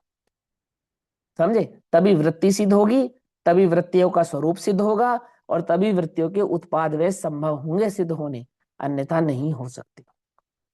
ठीक, तो क्या कहते हैं, कोई वृत्तिमान अवश्य ढूंढना चाहिए। ठीक, आगे, और वह वृत्तिमान कौन है, क्योंकि यहाँ पे काल पर्याय की बात चल रही है, इसलिए काल पर्याय का वह वृत्तिमान काल नामक पदार्थ ही है और कोई नहीं। ठीक है ना। वो वृत्तिमान कौन है, उन काल की वृत्यांशों को, समय रूपी वृत्यांशों को धारण करने वाला वो काल नामक पदार्थ ही है, जिससे इस बात को हम सिद्ध कर सकते हैं कि वह वृत्यांश यानी कि एक समय की पर्याय उत्पाद व भाव रूप से परिणमित हो रही है, और तभी अन्य द्रव्यों पर उस नियम को लागू किया जाना संभव होगा। ऐसा काल पदार्थ ही है, उसको अर्थात उस काल पदार्थ को वास्तव में एक वृत्यांश में भी उत्पाद और विनाश संभव है। यदि हम द्रव्य को माने, द्रव्य को स्वीकार करें, तब ये बात पूरी तरह की तरह संभवित हो जाएगी कि एक ही समय में उत्पाद भी होगा और उसी समय में व्यय भी होगा। विरोधी धर्म अब आ गए एक समय में की पर्याय में किया, अब आ जाएंगे। ऊपर तो कह रहे थे कि एक समय के पर्याय में विरोधी धर्म नहीं होते, कि पर्याय मात्र हो तो नहीं होते हैं और द्रव्य के साथ हो तो हो सकते हैं, बिल्कुल सिद्ध हो सकते हैं। आ गई बात समझ में। अब वो विरोधी धर्म सिद्ध करके बतलाएंगे कैसे होते हैं। सुनो, संभव है क्योंकि जिस वृत्तिमान के जिस वृत्यांश में, माने जिस द्रव्य की जिस पर्याय में, समझ में बात, तो जिस वृत्तिमान के जिस वृत्यांश में, कैसे बोलेंगे, आप जिस भी द्रव्य की बात कर रहे हो, जैसे हम काल द्रव्य की बात कर रहे हो तो काल द्रव्य की और समय नामक पर्याय में, ऐसा समझ लो। तो द्रव्य में और उसकी पर्याय में, कौन सी पर्याय में, आप जिस पर्याय की बात कर रहे हो उस पर्याय में। तो वृत्तिमान के जिस वृत्यांश में, क्योंकि जिस वृत्तिमान के जिस वृत्यांश में उस वृत्यांश की अपेक्षा से जो उत्पाद है, माने जो पर्याय अभी प्रकट है, प्रकट पर्याय की अपेक्षा से जो उत्पाद कहा जाता है, स्थिति हुई ना। द्रव्य की एक समय की पर्याय क्या होती है, प्रकट होती है, वह नहीं होती है। प्रकट प्रकट प्रकट प्रकट प्रकट, तो एक प्रकट होती है तो दूसरी कहां चली जाती है कि काल, उसको वह कहते, मतलब उसका चले जाना, वो उस वर्तमान में ना रहना, उसको वह कहते। ऐसा तो कहते हैं कि वृत्यांश में उस वृत्यांश की अपेक्षा से जो उत्पाद है, वही उत्पाद उसी वृत्तिमान की, उसी वृत्यांश की पूर्व वृत्यांश की अपेक्षा से विनाश है। जो पर्याय वर्तमान में विद्यमान है, उसी वृत्यांश यानी जिस द्रव्य की जो पर्याय वर्तमान में विद्यमान है, उसी द्रव्य की जो पर्याय अब वर्तमान में नहीं भूतकाल में चली गई है, उस पर्याय की अपेक्षा से वर्तमान पर्याय में उत्पाद और विनाश संभव होता है। तो वर्तमान की पर्याय तो होती है उत्पाद रूप, और भूतकाल की पर्याय होती है व्यय रूप, और भूतकाल की पर्याय का व्यय और वर्तमान काल की पर्याय का उत्पाद, ये उंगली टेढ़ी हुई ना, तो टेढ़ी कब हुई, तो सीधी होने का व्यय और टेढ़ी होने का सद्भाव एक समय में घटित होता है, तब ये जाकर समय भर में उत्पाद व्यय स्वभाव सिद्ध होता है। आई बात समझ में? ये कहा उन्होंने। और वही पूर्व पर्याय की अपेक्षा से विनाश है। बस सिंपल सी बात है। वर्तमान पर्याय की उत्पत्ति का नाम उत्पाद है और भूतकाल की पर्याय का वर्तमान में नहीं होने का नाम विनाश है। और इस प्रकार से एक समय की पर्याय में उत्पाद और विनाश संभव होता है। अब उसे एक समय की क्यों कहते हैं? क्योंकि इनका वर्तमान एक है, एक ने इनको धारण किया है। समझे? धारण करने वाला एक होने से एक समय की पर्याय में उत्पाद और विनाश दोनों घटित होंगे। क्योंकि पर्याय जिसकी विनाश हुई वो भी वृत्तिमान था और जिसकी पर्याय में उत्पाद हुआ वह भी वही वृत्तिमान था। वो द्रव्य एक है और उसकी पर्याय दो हैं, तब एक पर्याय में दो धर्म घटित होंगे। अब द्रव्य नहीं होगा, दो पर्याय होंगी, तो दोनों पर्याय जुदा जुदा रहेंगी, एक नहीं कहलाएंगी। क्योंकि इनको धारण करने वाला कोई एक वृत्तिमान ही नहीं है, वो स्वतंत्र हो जाएगी। ऐसा कह रहे। अब आगे कहते हैं, यदि इस प्रकार उत्पाद और विनाश एक वृत्यांश में भी संभवित है, यदि इस प्रकार किस प्रकार? जिस प्रकार हमने आपको भी सिद्ध करके बताया उस प्रकार। तो यदि इस प्रकार उत्पाद और विनाश एक वृत्यांश में भी संभवित है, माने एक समय की पर्याय में उत्पाद और विनाश संभवित है, किस प्रकार? इस प्रकार। तो काल पदार्थ निर्णय कैसे हो सकता है? अर्थात काल पदार्थ अन्वय भाव वाला ही होना चाहिए। भैया वॉइस ऐसा। ब्रेक हो रही है आपकी। अरे अरे कोई बात नहीं, ये भी ठीक हो जाएगी।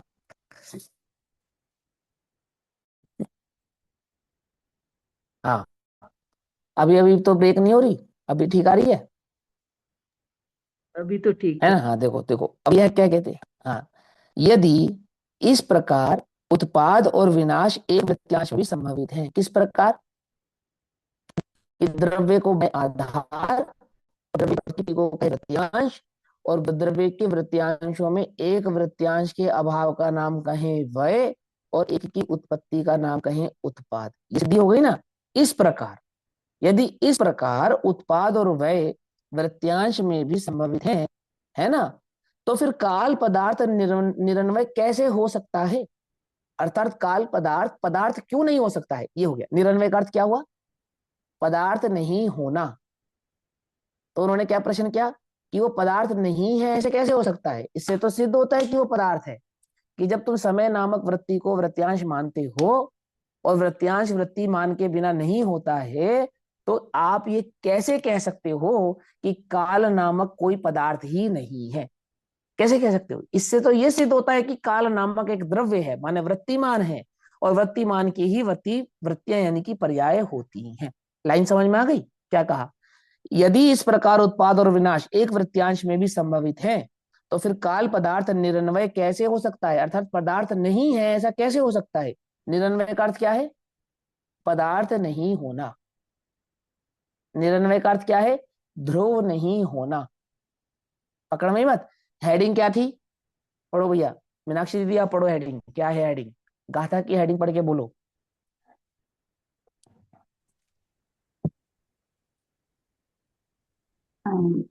अब काल पदार्थ का ऊर्ध्व परिचय यहाँ से।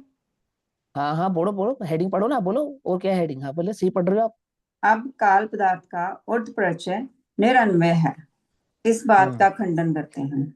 हाँ, इस बात का खंडन करते हैं, उसके निरन्वय होने का खंडन करते हैं, अर्थात वो पदार्थ नहीं है, इस बात का हम खंडन करते हैं। अब यहाँ क्या खंडन किया? यही खंडन किया ना उन्होंने कि भैया फिर वो निरन्वय कैसे हो सकता है? अर्थात वो पदार्थ ही नहीं है, ऐसे कैसे हो सकता है? क्योंकि वृत्तियों को धारण करने वाला वृत्तिमान ही होता है, और वृत्तिमान अर्थात ध्रुव स्वभाव रूपी द्रव्य ही होता है। तो आप काल को पदार्थ नहीं है ऐसा कैसे कह सकते हैं? काल तो पदार्थ ही है, द्रव्य ही है, ऐसा कह।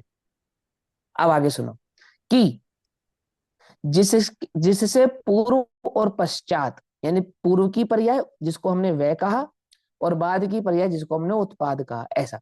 तो ये उत्पाद और वह, उत्पाद और वह, उत्पाद और वह, ये दोनों होते रहते हैं, लेकिन किसके आधार से होते रहते हैं उसकी बात यहां पर सिद्ध करेंगे। तो कहते हैं कि जिससे पूर्व और पश्चात वृत्यांश की अपेक्षा से युगपद यानी एक साथ विनाश और उत्पाद को प्राप्त होता हुआ भी स्वभाव से अविनष्ट, अर्थात जिसका नाश नहीं होता, और अनुत्पन्न अर्थात जिसको उत्पन्न भी नहीं किया जा सकता, ऐसा होने से वह काल पदार्थ अवस्थित ना हो। बोलो, अब जिसकी वृत्तियां हैं वो वृत्तियों को धारण करने वाला वृत्तिमान ना हो, क्या ऐसा संभव है? कि ऐसा संभव नहीं है। वहां तो वृत्तिमान होना ही चाहिए, और युक्ति यह कहती है कि वह वृत्तिमान कोई और नहीं, समय नामक पर्याय को धारण करने वाला वह कालाणु ही है और कुछ नहीं। ठीक ऐसा काल पदार्थ के एक वृत्यांश में भी उत्पाद और विनाश युगपद होते हैं ना। एक समय की पर्याय में उत्पाद और विनाश एक साथ होते हैं। कब होते हैं? जब आप द्रव्य को स्वीकार करते हैं तब होते हैं। इसलिए वह निरन्वय अर्थात खंडित नहीं है। इसलिए स्वभावतः अवश्य वह क्या है? ध्रुव ही है। वो ध्रुव होगा तब एक समय की पर्याय में उत्पाद और वह सिद्ध होगा, और वो खंडित होगा तो एक समय की पर्याय में या तो उत्पाद सिद्ध होगा या तो वह सिद्ध होगा, एक साथ सिद्ध नहीं हो सकते। ऐसा इस प्रकार एक वृत्यांश में यानी कि एक पर्याय में काल पदार्थ उत्पाद व ध्रुव वाला है, यह सिद्ध होता है। ठीक, एक समय की पर्याय कैसी है? कि उत्पाद व ध्रुव स्वभाव वाली ही होती है। ध्रुवता के बिना उत्पाद और वय को एक समय का कहा जा सकता नहीं है। और वो ध्रुवता क्या है? कि वो ध्रुवता उस द्रव्य का ध्रुव स्वभाव ही है, और वो ध्रुव स्वभाव कब संभव है? कि जब वह वृत्तिमान द्रव्य भाव से स्थापित हो तभी संभव है। तो इस प्रकार यह गाथा की टीका काल एक द्रव्य है, स्थापित करती है, और समय नामक वृत्ति उसकी पर्याय है, और समय नामक एक समय की पर्याय में उत्पाद और विनाश किस प्रकार से घटित होता है, इसका पूरा निर्णय यहाँ पर हमको कराती है। क्लियर? अब कंफ्यूज नहीं होना कभी, एक समय की पर्याय में उत्पाद और विनाश कैसे होता है। पूर्व पर्याय के अभाव का नाम ही वर्तमान पर्याय में विनाश है, बस ये समझ लें। ये तो मैंने अपने खुद कानों से सुना है, ये सिद्ध करते हुए कि एक समय की पर्याय में ही विनाश है। वो एक समय की पर्याय ही स्वयं विनाश स्वरूप है। और कैसे है? तो पूर्व पर्याय के आधार से ऐसा ना कहकर उसी में सिद्ध करते हैं, और फिर उसको केवल ज्ञान गम्य कह देते हैं। ऐसा अर्थ नहीं निकालना, ये गड़बड़ है। ठीक है ना? सभी नहीं करते हैं, थोड़ा सा समझ का फेर हो जाता है तो ऐसा होता है। उसको सूक्ष्म बनाने के चक्कर में ना, सूक्ष्म बनाने के चक्कर में क्या करते हैं? अभाव ही कर देते हैं। सूक्ष्म की सत्ता होती है, अभाव नहीं होता है। और सत्ता का एक स्वरूप होता है, समझे ना? उसका स्वरूप आप और हम निर्धारित नहीं करते हैं, उसका स्वरूप केवल ज्ञान में जाना गया है। वो वस्तु स्वभाव से निर्धारित है, केवलियों ने भी उसे निर्धारित नहीं किया है, किसी ने निर्धारित नहीं किया है। हमारा काम है जैसी वो वस्तु है वैसा उसका निर्णय करना, वैसे उसके स्वरूप को जानना, मानना, स्वीकार करना। और काल नामक पर्याय से हमें क्या सिद्धि होगी? कि हमें काल की पर्याय की सिद्धि नहीं करनी है। पहले तो 6 द्रव्यों के स्वभाव को समझ के फिर चैतन्य के स्वभाव पर वो किस प्रकार से घटित होगा, चैतन्य की पर्यायों को एक समय का क्यों कहा गया है, एक समय की पर्याय का उत्पाद व स्वभाव कैसा होता है, और उस उत्पाद व स्वभाव की मुझे दृष्टि क्यों नहीं करनी है, ये सारा निर्णय तब जाकर हो। पकड़ में बात? ऐसा। हाँ अंकल जी, क्या कहना आपको बताइए। ठीक है राम, मैं जो आपके समझाने से जो समझा हूँ कि जो एक समय में भी पर्याय का उत्पाद व्यय है, तो जो वर्तमान पर्याय का उत्पाद है उस पर्याय का व्यय होना माने आगामी पर्याय का उत्पाद होना ही हाँ, पर्याय का व्यय है। वह है, बिल्कुल करेक्ट है, बिल्कुल करेक्ट है। हाँ ठीक है। चलो अब एक 392 नंबर के पेज पर आचार्य जयसेन देव 153 नंबर की टीका करते हैं। गाथा है 142, और जब आचार्य जयसेन देव इस पर टीका करेंगे तो यह टीका हो जाएगी 153। 153 नंबर की टीका में आचार्य जयसेन देव तात्पर्य समझाते हैं। किसका? आचार्य अमृतचंद्र देव और आचार्य कुंद देव की गाथा व टीका का तात्पर्य समझाते हैं। कि क्या समझ में आया आपको? आचार्य अमृतचंद्र देव की बात समझ में आई और कुंद देव की गाथा समझ में आई? यदि नहीं समझ में आई तो उसका थोड़ा सा सरलीकरण और करते हैं, और यहाँ कहते हैं कि अब समय परंपरा रूप, समय परंपरा क्या है? एक समय की पर्याय के परिणमन का नाम समय परंपरा है। उत्पाद व उत्पाद व उत्पाद व उत्पाद व उत्पाद व उत्पाद व, इसकी जो कंटिन्यूटी है इसको कहते हैं परंपरा। किसकी परंपरा कहलाती है? ये समय परंपरा कहलाती है। समय क्यों कहते हैं? क्योंकि पर्याय का दूसरा नाम एक समय है। समझे? आई बात समझ में? पर्याय कितनी होती है? एक समय की होती है। ऐसा। तो क्या कहते हैं? समय परंपरा रूप ऊर्ध्व प्रत्यय पर्याय स्वभाव के अन्वयी रूप आधारभूत काल द्रव्य को व्यवस्थित सिद्ध करते हैं, अर्थात व्यतिरेक के अन्वय सिद्ध करते हैं। काल नामक व्यतिरेक रूपी पर्याय के अन्वय नामक काल पदार्थ रूपी द्रव्य, ऐसा यहाँ हम सिद्ध करते हैं। ठीक, आगे क्या कहते हैं? यदि उत्पाद तथा व्यय विद्यमान है, यदि उत्पाद और व्यय हो रहे हैं तो किसके विद्यमान है, किसके हो रहे हैं? तो जिस कालाणु के उत्पाद तथा व्यय विद्यमान है, तो कहाँ विद्यमान है उत्पाद तथा व्यय? उत्तर, एक समय या वर्तमान समय में विद्यमान है। एक ही समय में उत्पाद भी है और एक ही समय में व्यय भी है। समय का उत्पादक होने से समय या कालाणु है। वो उसको पर्याय को आप समय क्यों कह रहे हो? क्योंकि समय काल नामक द्रव्य की पर्याय का नाम है, तो उसका उत्पादक वो कालाणु कहलाता है। ऐसे ज्ञान का उत्पादक कौन कहलाएगा? जीव कहलाएगा। ज्ञान का उत्पादक जीव कहलाएगा। ऐसे ही समय का उत्पादक कौन कहलाएगा? काल कहलाएगा। ठीक, उसके अर्थात उस कालाणु के उत्पाद तथा व्यय विद्यमान होते हैं। बोले उत्पाद और व्यय नामक विद्यमान जो भाव हैं वो किसके होते हैं? कि वो द्रव्य के होते हैं। तो किस द्रव्य के होते हैं? क्योंकि हम समय नामक वृत्ति की बात कर रहे हैं, इसलिए कालाणु नामक द्रव्य के ही उत्पाद व्यय नामक समय वृत्यांश होते हैं। तो वह कालाणु भी स्वभाव में अच्छी तरह अवस्थित होता है। जब हम वृत्ति में वृत्तिमान को सिद्ध करते हैं तो वृत्तिमान ध्रुव स्वभाव वाला होने से वह कालाणु ध्रुव स्वभाव वाला एक द्रव्य है, ऐसी यह बात भली प्रकार से सिद्ध होती है। पूर्वोक्त उत्पाद तथा वह दोनों उनका आधारभूत कालाणु है, माने किसी भी पर्याय का आधार उसका स्वयं का द्रव्य ही होता है, और काल की पर्याय का आधार वह काल नामक कालाणु नामक द्रव्य ही होता है। वह द्रव्य रूप से कैसा होता है? कि वह द्रव्य रूप से ध्रुव्य ही होता है। पर्याय रूप से क्षणिक होता है और द्रव्य रूप से ध्रुव्य होता है। ऐसा त्रयात्मक स्वभाव वाला सत्ता या अस्तित्व है जो हम द्रव्य सामान्य अधिकार में पहले ही सिद्ध कर चुके थे। द्रव्य कैसा है? कि द्रव्य त्रयात्मक सत्ता स्वभाव वाला होता है, द्रव्य सत, गुण सत, पर्याय सत।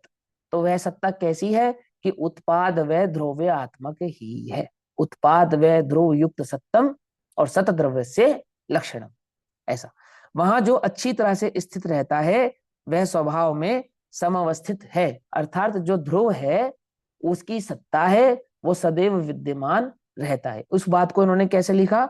वहां अच्छी तरह से स्थित रहता है, यानी कि जो ध्रुव स्वभाव वाला होता है वह स्वभाव में समवस्थित है, अर्थात अपने स्वभाव को नहीं छोड़ता हुआ निरंतर ध्रुव स्वभाव रूप ही बना रहता है, ऐसा उसका विस्तार कहते हैं।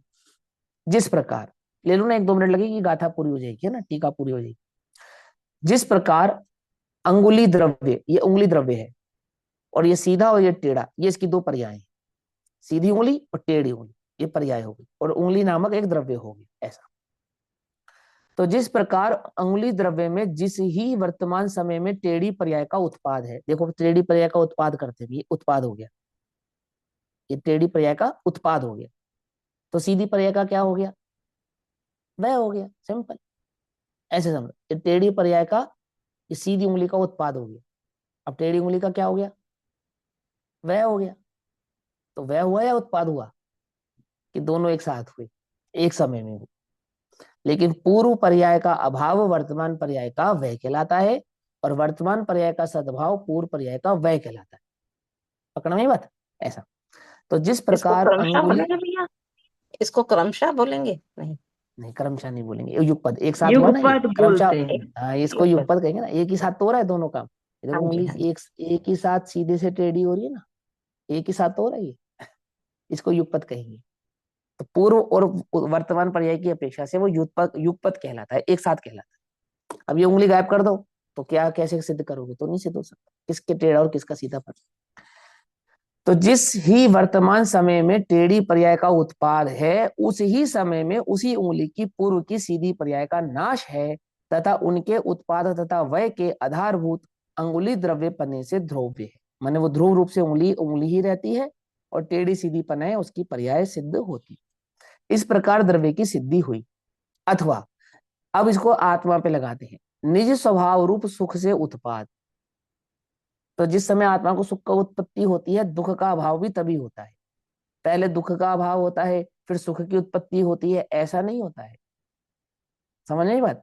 सुख का उत्पाद ही दुख का अभाव है, दुख का उत्पाद ही सुख का उत्पत्ति है, ऐसा नहीं होता है। समझ नहीं बात? सुख का उत्पाद ही दुख का अभाव है, सुख की उत्पत्ति होती है, ऐसा नहीं होता है। समझ नहीं बात? सुख का उत्पाद ही दुख का अभाव है, दुख का उत्पत्ति होती है, ऐसा नहीं होता है। समझ नहीं बात? दुख का अभाव ही सुख का उत्पाद है। संसार का अभाव ही सिद्ध पर्याय है और सिद्ध पर्याय ही संसार का अभाव है। पहले मिथ्या दर्शन जाता है, फिर एक पॉज होता है, फिर सम्यक दर्शन आता है। ऐसा नहीं होता। सम्यक दर्शन का आना ही मिथ्या दर्शन का अभाव है और मिथ्या दर्शन का रहना ही सम्यक दर्शन का अभाव है। समझे नहीं समझे? ऐसे समझा रहे, देखो पर्यायों का खेल समझा रहे। तो एक एक समय में पर्याय होती है। ये काल द्रव्य से क्या सिद्ध किया कि किसी भी द्रव्य में जब सम्यक दर्शन की पर्याय प्रकट होगी, तुम्हें होगी ना, तो पहले मुझे मिथ्यात्व का अभाव करना है भैया, अच्छा फिर सम्यक दर्शन प्रकट करना है। अरे मूर्ख, ऐसे थोड़ी होता है। तू तो सम्यक दर्शन का उपाय कर, मिथ्यात्व अपने आप चला जाएगा कि भैया मुझे तो अपने कर्मों का अभाव करना है, फिर मुझे सुखी होना है। अरे सुखी होने की दृष्टि कर, दुख का अभाव तो अपने आप हो जाएगा। तो पहले क्या करना है? पहले तपस्या करनी है, फिर आत्मा का आनंद लेना है। अरे आत्मा का आनंद ले, उसी का नाम तपस्या है। पकड़ में ये बात नहीं? पकड़ में? ऐसे सिद्ध करेगी कि तुझे दो काम नहीं करने हैं, पाप का अभाव और पुण्य का संचय, ऐसा नहीं करना है। अथवा कर्म का अभाव और निर्जरा का संचय, ऐसा नहीं करना है। तो कैसे करना है? कि स्वभाव की दृष्टि का नाम ही कर्म का अभाव है, स्वभाव की दृष्टि का नाम ही निर्जरा है, स्वभाव की दृष्टि का नाम ही बंध भाव से छूटना है, मुक्त होना है। एक ही कार्य करना है, उस एक कार्य को दो प्रकार से सिद्ध करते हैं। मोक्ष मार्ग एक प्रकार का है ना, और उसे दो प्रकार से सिद्ध करते हैं। तो एक पर्याय को ही दो भाव से सिद्ध करते हैं। एक को कहते हैं निश्चय, एक को कहते हैं व्यवहार। वास्तव में तो मोक्ष मार्ग, निश्चय मोक्ष मार्ग की उत्पत्ति ही व्यवहार मोक्ष मार्ग की उत्पत्ति है। क्या कहा? समझ में बात? नहीं समझ में? अर्थात निश्चय सम्य दर्शन का उत्पन्न होना ही वास्तव में मिथ्यात्व का अभाव है, ऐसा। ठीक। तो कहते हैं अथवा निज स्वभाव रूप सुख से उत्पाद उसी क्षण में उस ही आत्मद्रव्य के पूर्व में अनुभव किए गए आकुलता रूप दुख के दुख रूप से नाश तथा उन दोनों के आधारभूत परमात्म द्रव्य पने से ध्रुव है, इस प्रकार द्रव्य की सिद्धि होती है।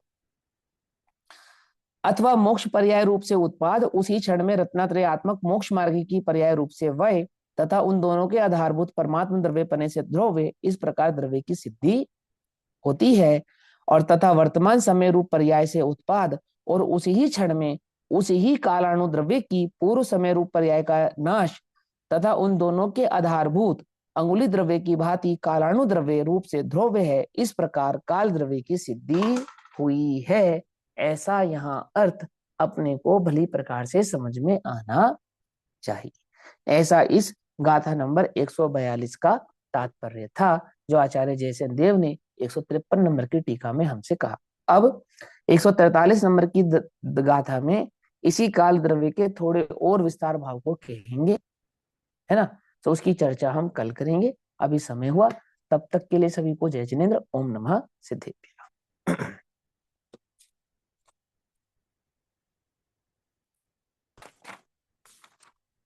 44 गाथा लास्ट है, मैंने गलती से ना 45 कह दिया था, वो अन्य द्रव्य की है, वो अन्य अधिकार की है।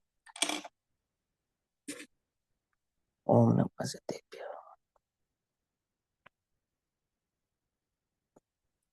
निज निधि निज में बता यह अनंत उपकार, उसके लिए जिनवाणी माँ को वंदना चित बार।